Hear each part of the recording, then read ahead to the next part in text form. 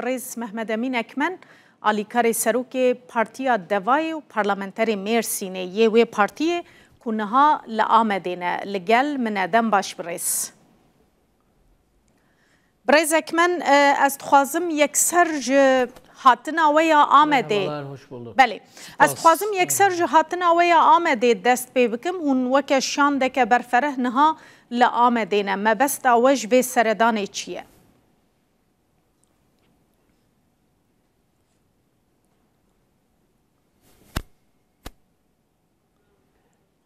Biz genel başkan yardımcılarımız, parti yöneticilerimiz, Cigerin serokeme u revebren partiya me em drojan serdana Diyarbakır u Merdin'e bikin ev serdan ne serdanaka taybete lelve deri em serdana saziyen sivil dikin bu velatiyan ra hevditen am pekdinin de serida هولدانا نویا باحچلی و گشادانین لسوریه و به تایبتی غیرانا آبوریا لترکیه بله و دمی واجی بحثا مسئله سوریه کر د مسئله سوریه ده و گوهرتنا د صلات یاکو لسوریه چه بویه هون وکه پارتیا دوا چد بیجن دوی درباره ده و به تایبتی جی دمکی ده کنها حکومت کنو آماده کارین و هنوارا آوا کرن دانستندن دنابرا کردان و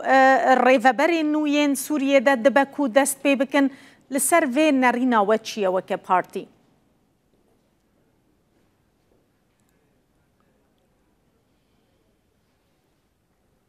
yeni yönetimler derken Suriye mi kastediyorsunuz? Bele, Suriye.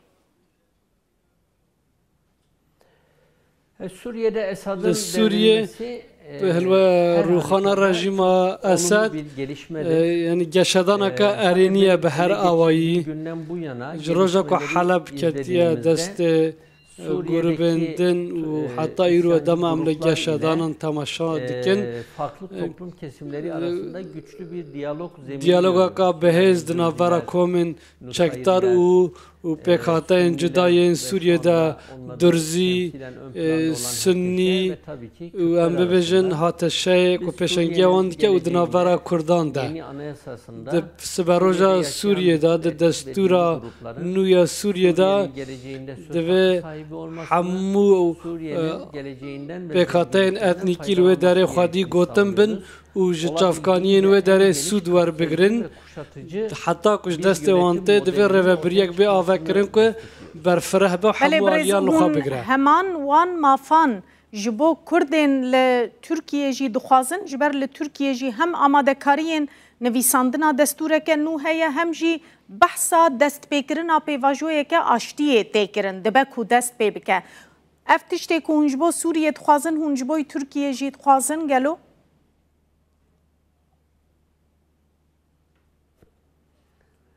Yani gülümsüyorum tabii ki. Ez dikenim helbet em dixwazin li Türkiye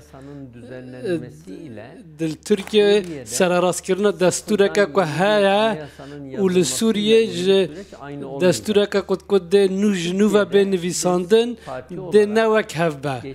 Li Türkiye em wek partî di paşarojê da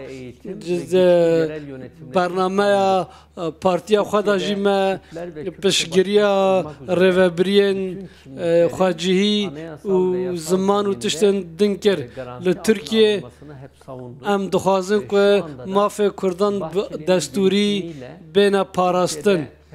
Niha bi hewildana bahçelî yani pêvajoyeka ku dixwazin PKK çek berde û di destûrê da guhertin bêne kirin û guhertinên destûrî jî em piştgiriya wan dikin. Tu pêşniyarên we ji bo vê yekê wê hebin gelo meselen eger ku di destûrê de yan guhertin çê bibin yan jî destûreke nû were nivîsandin. Pêşniyarên we weke devayê ji bo çareserkirina pirsa Kurd wê çi bin?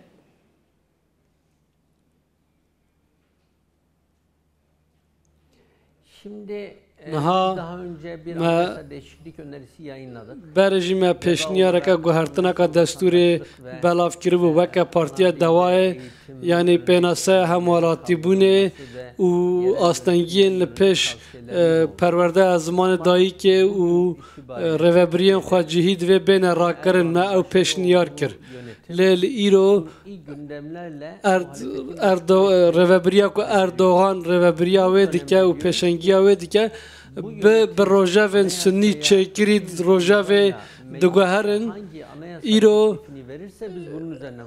em dêl ser veya baxifin ku li parlamentoyê ku 200 kes îmze bikin û daxwaza guhertina wê bikin. Li parlamentoya divê 200 kes daxwaz bikin ku destûr bê guhertin. Ji ber ku hejmara me ne 200 e AK Parti dê vê pêşniyar bike 200 parlamenteran em jî ser baxifin.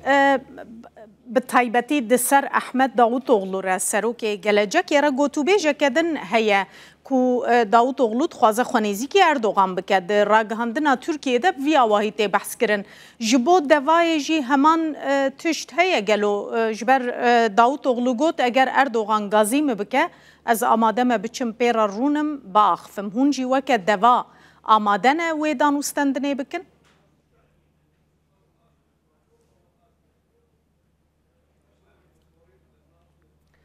Sayın Davutoğlu'nun Biraz açıklamalarını değerlendirmek istemem. Em naxwazim daxuyaniyên wî binirxînim. Lê di daxuyaniyên wî da hazır olduğunu ifade ediyor. Sizin de söylediğiniz got ku ez dikarim bi Erdogan re baxifim xizmeta dewletê bikim. Ji ser navê dewletê nêzîkbûneka vî awayiya dewletê re bi Erdogan re nîne. Fikrên me vekirîne, nêrînên me vekirîne.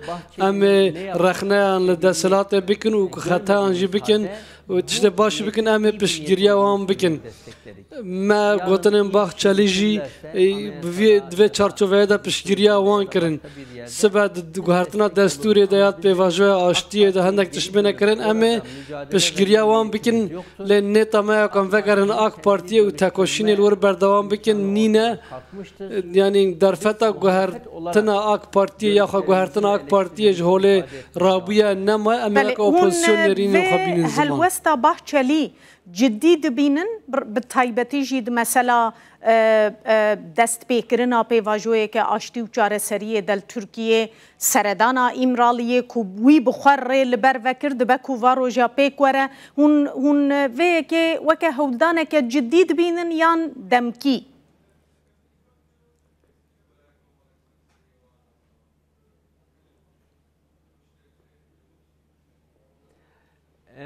Ben Bahçeli'yi ciddi görüyorum. Ez buxa Baxçelî ciddî dibînim.